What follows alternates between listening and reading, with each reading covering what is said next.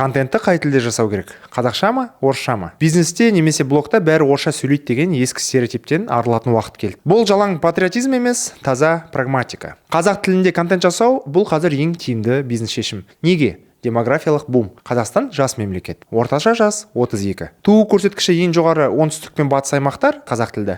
Сенің болашақ клиентің қазір қазақша сөйлеп өсіп келеді. Орыс тілді сегментте бүкіл ТМД мен таласасың. Қазақша нарықта әлі ешкім толтырып үлгермеген ниша көптеу. Яғни бәсекелестік әзірге сондай қызу емес. Бұл бос жатқан мұнай кен орнын тауып алғанмен тең. Халықтың 81%-нан астамы мемлекеттік тілді меңгерген. Тек қазақша ақпарат тұтынатын аудитория геометриялық прогрессиямен өсіп жатыр. Енді осы контент іш пыстырмау үшін кеңес берем. Тілді күрделендірме. Егер аудиторияң қала жастары болса, ауызекі тілде сөйле. Сөзіңе міндетті түрде толтырып сленг сөз, ағылшынша, орысша сөз араластыр дегенім емес, бірақ емін-еркін сөйлеуден тартынба. Визуалды тұрғыдан қымбат қыл. Қазақша контент тек ою-өрнек емес. Батыстық минимализм мен заманауи монтажды қолдан. Ол модный бола алады. Әлемдік трендтерді қазақы менталитетке икемде. Біздің тойларымыз, туыстық қарым-қатынасымыз, күнделікті тұрмысымыз бұл таусылмайтын тақырып көзі. Имхо. Күрделі нәрсені қарапайым тілде түсіндір. Крипта болсын, дизайн, кәсіп, бизнес туралы соқырға таяқ ұстатқандай айтып берсең, аудитория өзі ағылады. Өзгелер қазақша контент жоқ деп шағымданып жүргенде, сен осы нарықты иеленіп ал.